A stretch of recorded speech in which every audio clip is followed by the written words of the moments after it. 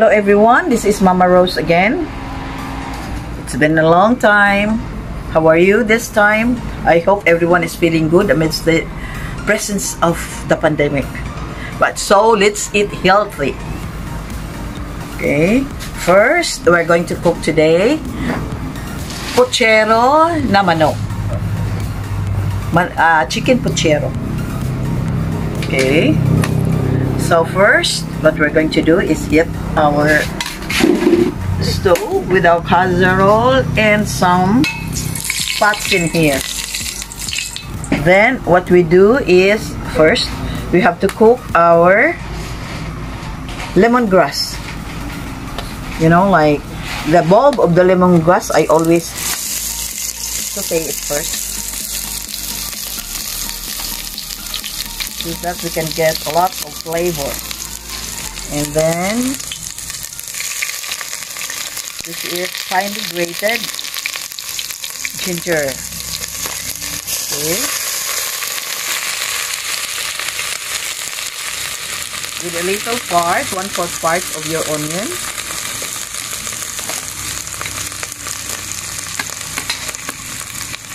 And cloves of garlic. Okay.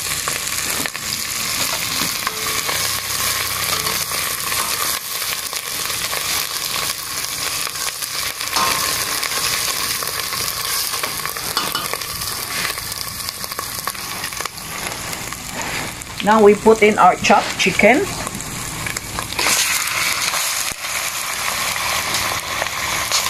And saute it thoroughly. You know, I always saute my chicken because I want the chicken to absorb a lot of flavor and to remove also the bad smell. I don't like the smell of the chicken when it's pochero, when it has soup. I don't like the smell, though the chicken is delicious.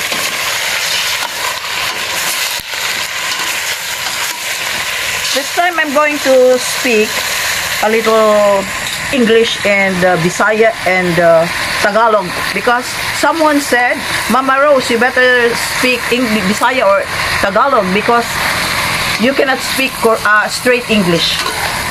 Well, anyway, thank you for telling me that. Thank you for watching.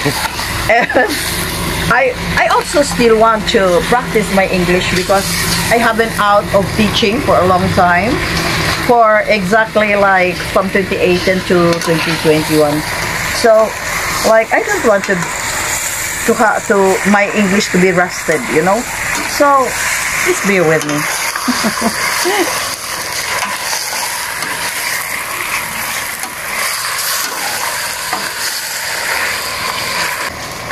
Ground pepper and some 5 spice,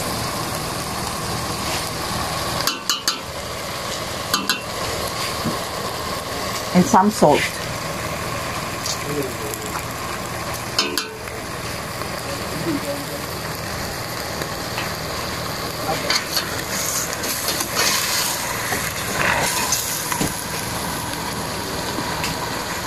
And 1 teaspoon of star of anise powder.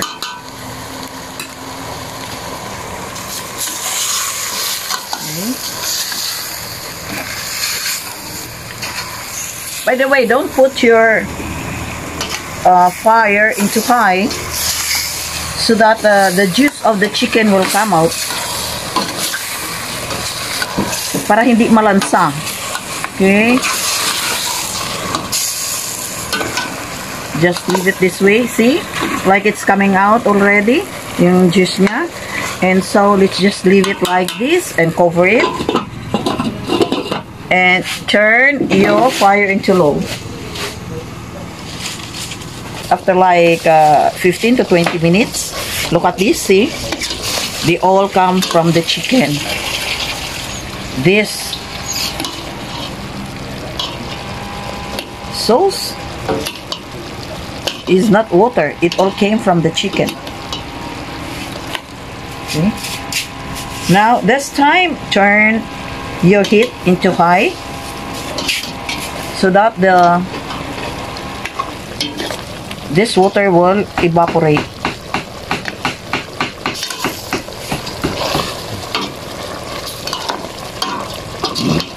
Continue stirring it.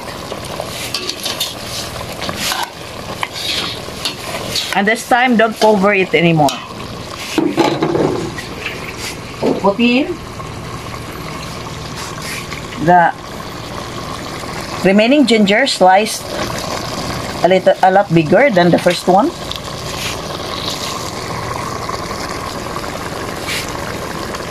And the onions.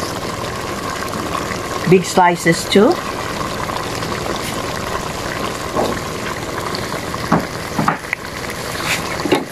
And stir it.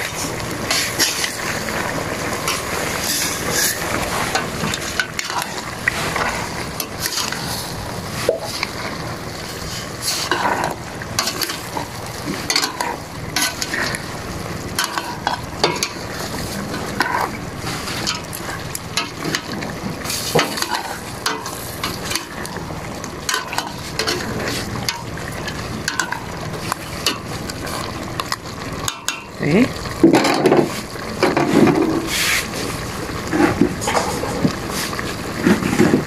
At this point, look at this. Come here, my driver. Oh. See? Put in the water.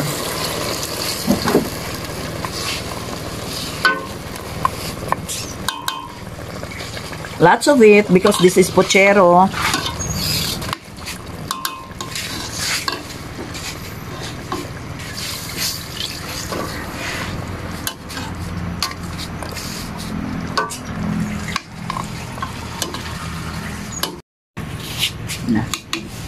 So at this point, you add your peppercorn,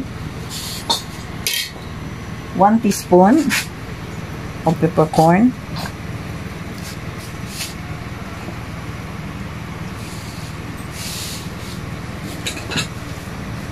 and squeeze your tomatoes. Squeeze and crush. Yeah, squeeze and crush.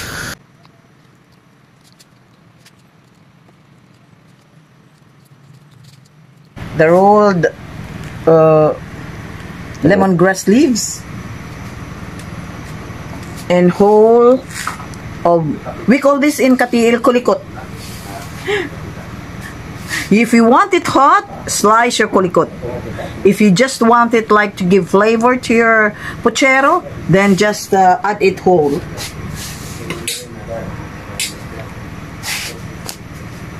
And add your papaya and cover it. You have to test if this is soft already. The meat is soft.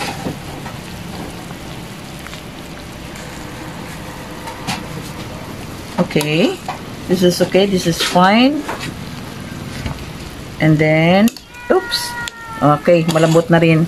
This is, the papaya is already soft. So, test the soup, James.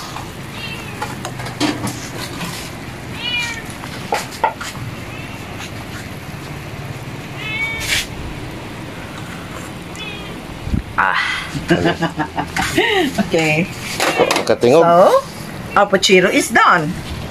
Happy eating. Chicken pochero. Chicken pochero. Chicken tinola. I think the Tagalog said chicken tinola. But here in Katiil, we call it chicken pochero. Okay. And sometimes you also put a lot of, it's also nice to put lots of malunggay or moringa. Lots of moringa. And very nice for those who have hangover.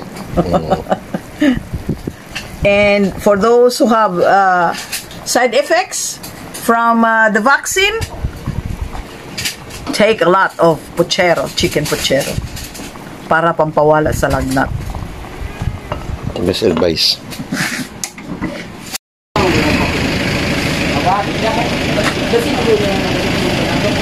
Commander, is it hot? Is it hot? It's quite warm today, yeah. It's warm. I forgot my own camera. Oh, you're using Kulas's camera. Someone else is loading a trike. I started a video then instead.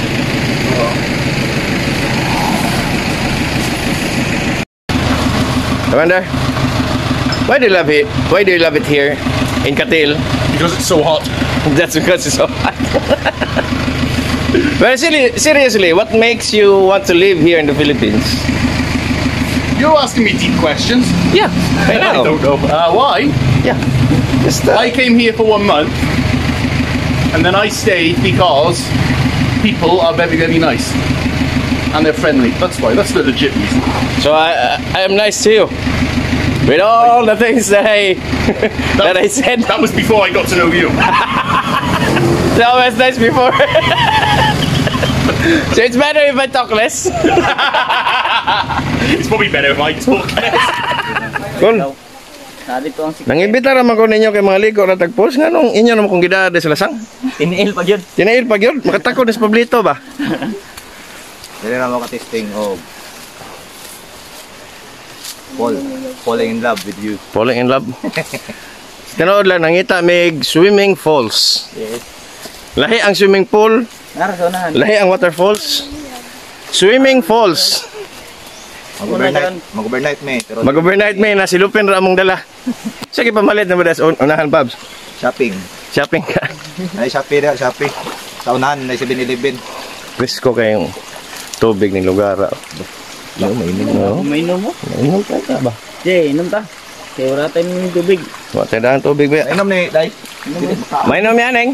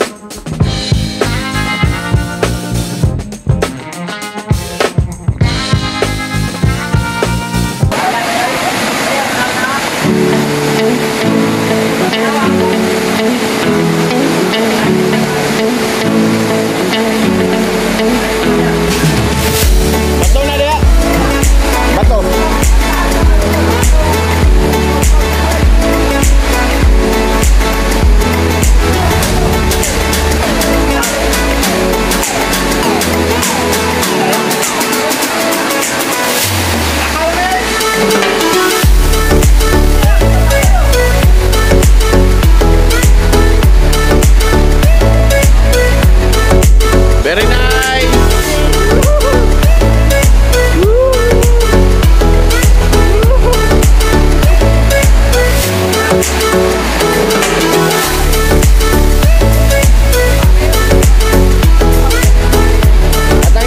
na subos. Atang na subos oh.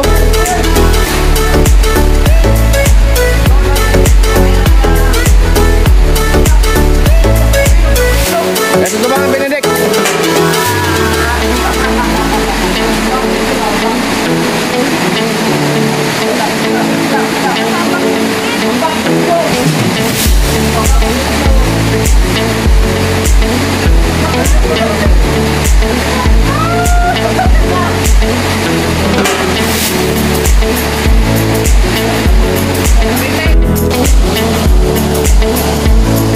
Ritual, because this is my first time to see this place.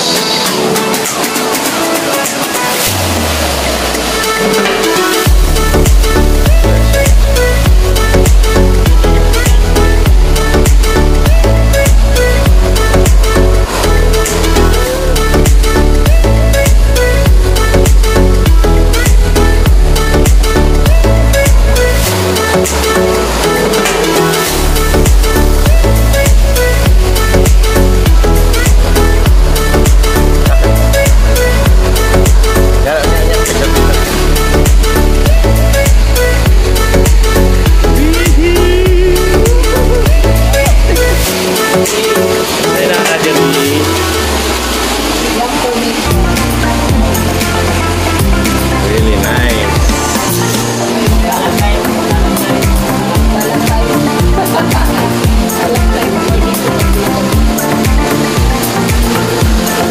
Small cave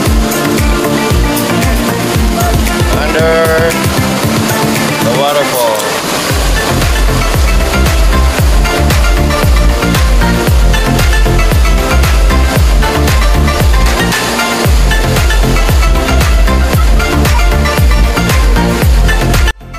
Ano pangalan mo? Lare. Belido? Linda. Ah. Ini. Sambling. Eh. Halo, terus. Oh, kasi masunod, kasi masunod. Ligo, dito ko. Kasi masunod. Oy, masunod. Adlok man day. Burn. Dali sa kitchen. Ah, burn. Dali sa kitchen. Listing eh.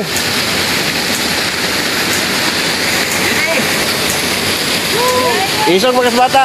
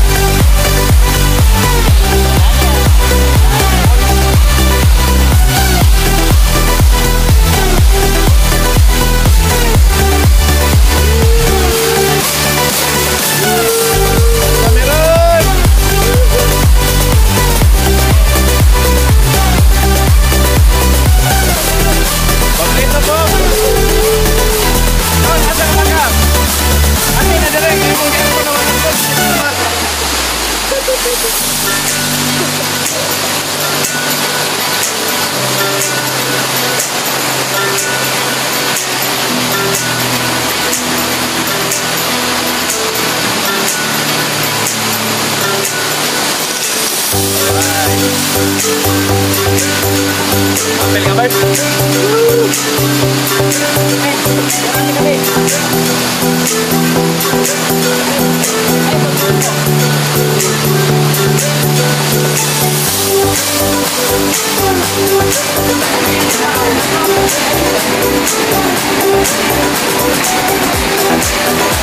Cannonball lang, cannonball.